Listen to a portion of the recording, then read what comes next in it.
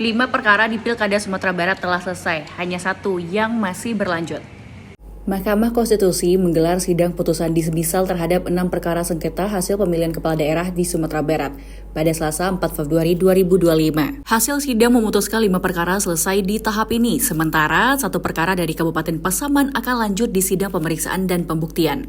Ketua Divisi Teknis Penyelenggaraan Pemilu KPU Sumatera Barat, Ori Sativa Syakban, menyampaikan bahwa putusan MK tersebut terdiri dari beragam keputusan. Putusan MK tersebut mulai dari permohonan yang dikabulkan untuk ditarik kembali, tidak dapat diterima, hingga dinyatakan gugur. Hasil putusan MK untuk 6 perkara di Pilkada Sumber adalah: yang pertama, Kota Sawah Lunto, permohonan dikabulkan untuk ditarik kembali.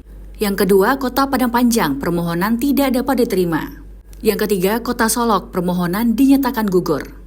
4. Kota Payakumbuh, permohonan tidak dapat diterima. Yang kelima, Kabupaten Solok Selatan, permohonan tidak dapat diterima. Dan yang keenam, Kabupaten Pasaman yang dilanjutkan ke sidang pemeriksaan dan pembuktian. Ori juga menyampaikan bahwa berdasarkan keputusan ini, KPU Kabupaten atau Kota yang perkaranya telah selesai di MK nantinya harus segera menetapkan pasangan calon terpilih berdasarkan hasil rekapitulasi suara. Sementara sidang pemeriksaan dan pembuktian Kabupaten Pasaman dijadwalkan dimulai pada 7 Februari 2025 sesuai dengan peraturan MK nomor 1 tahun 2025 tentang tahapan dan juga jadwal penanganan perkara perselisihan hasil pemilihan umum. Nah, selain 6 perkara yang telah diputuskan, MK juga masih melanjutkan persidangan hingga malam hari untuk 3 perkara lainnya, yaitu Kabupaten Pasaman, Pasaman Barat, dan juga 50 kota. Adapun proses penyelesaian sengketa pilkada di Sumatera Barat masih berjalan, terutama bagi daerah yang menunggu hasil pemeriksaan lebih lanjut di Mahkamah Konstitusi.